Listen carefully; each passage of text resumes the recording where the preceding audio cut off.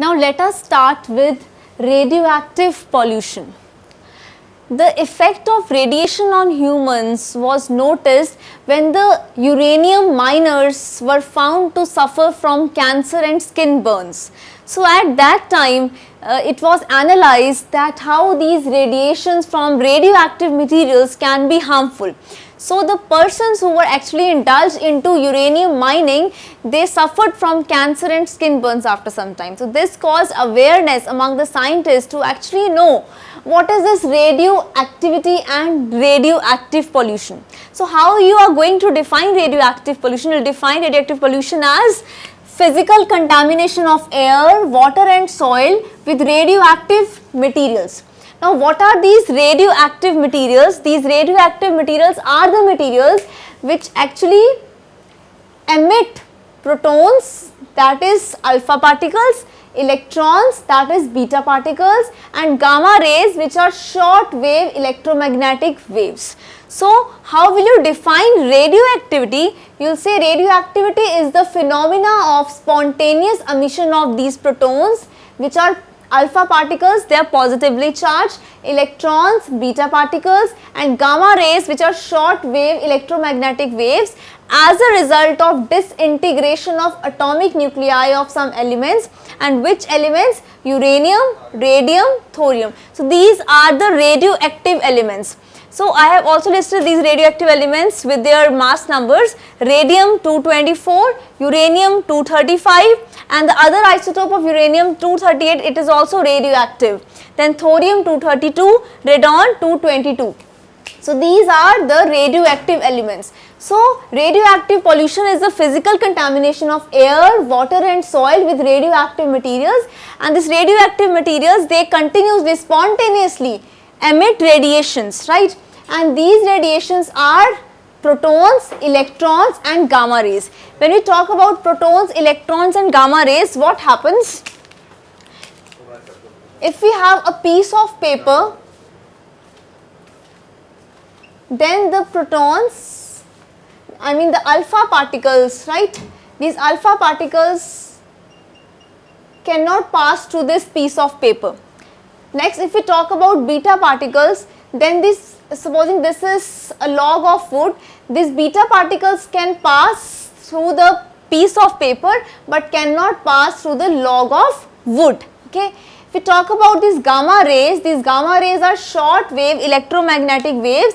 Then these gamma rays have the capacity to actually pass through this piece of paper, through this log of wood also, and through the other material that we can put, because these gamma rays can actually pass through all of them because they are short wave electromagnetic waves. So remember, protons, the alpha particles cannot penetrate through the piece of paper. The beta particles can penetrate through the piece of paper but cannot penetrate through wood. But these gamma rays can penetrate through both of them.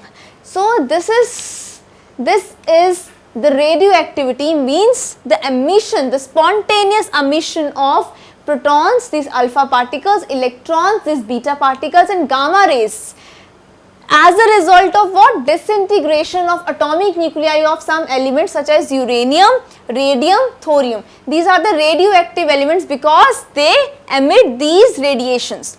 Now this was a definition of radioactive pollution and radioactivity. Moving on to the major sources of radioactive pollution, we have classified major sources of radioactive pollution into two: natural radioactive source natural source, and you can say man-made source. Natural sources include the cosmic rays and the terrestrial radiations. What are the cosmic rays? Cosmic rays are the rays that are coming from the universe. So this is a natural source of radioactivity. So from the universe we are getting these cosmic rays. This is natural. And secondly, the terrestrial radiations, which are actually found because of the disintegration of atomic nuclei of some radioactive materials which are present in the rock, soil and water. When the radioactive materials are there in rock, soil and water, they are going to emit radiations, and these radiations are known as terrestrial radiations. These are the background radiations, you can say. They do not cause much harm, because since from the beginning of life on earth we are actually getting through these terrestrial radiations, because this is quite in a lesser amount, they do not cause major harm. But when we talk about the man-made sources of radioactive pollution, then these are of big concern, of course. The examples include by the ways by which man-made sources actually cause radioactive pollution. They are mining and refining of plutonium and thorium. When these mining practices are done for radioactive materials, then this can lead to direct contact with the radioactive materials, which can cause skin cancer, which can cause burns and other diseases. Then production of nuclear weapons. Many countries, for example, if you talk about America and developed countries, they produce nuclear weapons. They say that this is for their safety. So by the production of these nuclear weapons, we are causing this radioactive pollution, because dumping is a major problem for these radioactive materials. When you dump it, you have to see whether you are dumping it under the ocean beds, because they are going to continuously emit the radiation, and when these radiations are emitted, this is going to pose threat. Then preparation of radioactive isotopes. Then these radioactive isotopes are prepared, you can say, for certain treatments. For example, an isotope of iodine, that is iodine 125. This is used for the treatment of various diseases. In fact, for diseases such as cancer also. So in this way, these radioactive isotopes are being used. So if they are used for testing in the laboratory, then they are discarded through the laboratory into the water streams. This can lead to then radioactive pollution in that water body. Secondly, we have use of X-rays. X-rays are used for diagnosis. So in the use of this diagnosis, these radiations are actually causing radioactive pollution. So these are the man-made sources of radioactive pollution.